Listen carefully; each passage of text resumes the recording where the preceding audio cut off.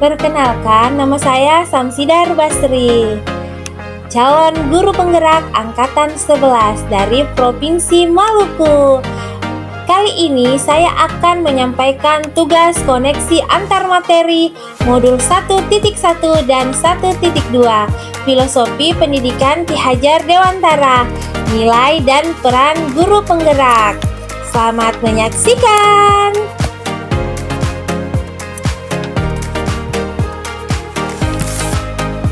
Pada tugas koneksi antar materi ini, saya menggunakan model 4P, yaitu peristiwa, perasaan, pembelajaran, dan penerapan ke depannya. 1. Peristiwa.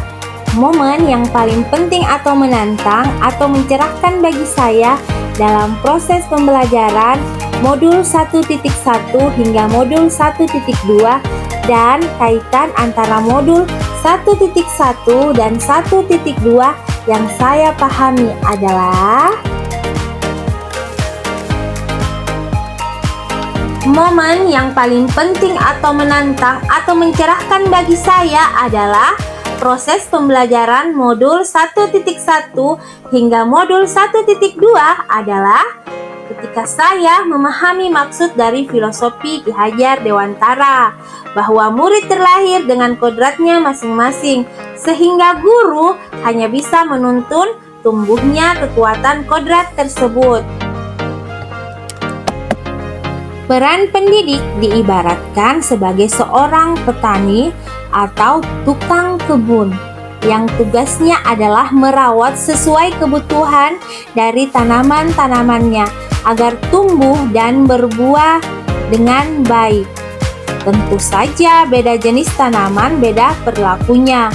Artinya bahwa kita sebagai seorang pendidik harus bisa melayani segala bentuk kebutuhan murid. Momen yang paling penting atau menantang atau mencerahkan bagi saya adalah proses pembelajaran modul 1.2 saat saya mengetahui bahwa seorang guru penggerak tidak hanya bertugas untuk mendidik murid saja, namun juga diharapkan dapat menjalani kelima peran guru penggerak. Adapun kelima peran guru penggerak diantaranya adalah 1. Sebagai pemimpin pembelajaran, 2. Sebagai coach bagi guru lain, 3. Sebagai pendorong kolaborasi, 4. Mewujudkan kepemimpinan murid, dan 5. Penggerak komunitas praktis. Saya harus banyak belajar dan melakukan aksi nyata untuk mengimplementasikan peran-peran tersebut agar dapat menguatkan nilai-nilai guru penggerak di dalam diri saya. Kaitan antara modul 1.1 dan modul 1.2 yang saya pahami adalah kita perlu memahami tentang prinsip dasar pendidikan yang menuntun berdasarkan pemikiran Ki Hajar Dewantara agar dapat mengimplementasikan peran guru penggerak secara optimal. Untuk mewujudkan tujuan pendidikan sebagai tempat persemaian benih-benih kebudayaan dalam masyarakat, maka guru penggerak harus memiliki nilai berpihak kepada murid, reflektif, mandiri, kolaboratif, dan inovatif. 2. Perasaan.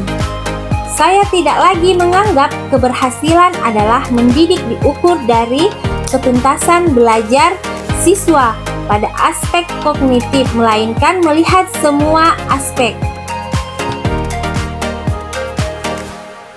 3. Pembelajaran.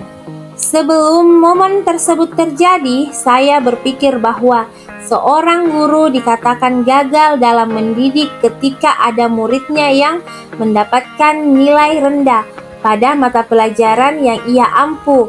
Setiap murid adalah sama, sehingga saya memberi perilakuan yang sama kepada semua murid tanpa memikirkan kebutuhan belajarnya maupun minat dan bakatnya.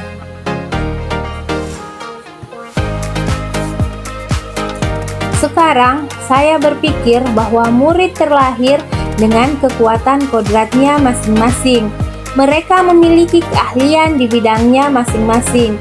Ibarat seekor ikan tidak harus mampu terbang, maka mendidik itu tidak hanya mentransfer ilmu semata, melainkan menuntun murid agar memiliki budi pekerti yang luhur dan kodrat saman.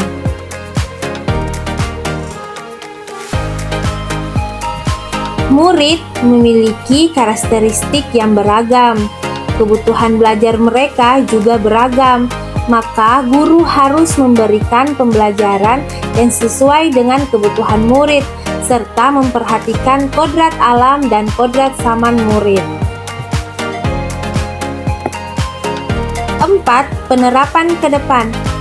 Apa pengembangan diri yang sederhana, konkret, dan rutin yang dapat saya lakukan sendiri dari sekarang untuk membantu menguatkan nilai-nilai dan peran saya sebagai guru penggerak? 1. Melakukan inovasi pembelajaran yang melibatkan murid untuk berperan aktif sebagai subjek pembelajaran serta rutin melakukan refleksi pembelajaran. 2. Melakukan pembebasan kepada guru lain terkait inovasi pembelajaran pemanfaatan teknologi dalam implementasi kurikulum merdeka. Itulah tadi tugas koneksi antar materi saya. Terima kasih atas perhatiannya. Salam dan bahagia. See you next time.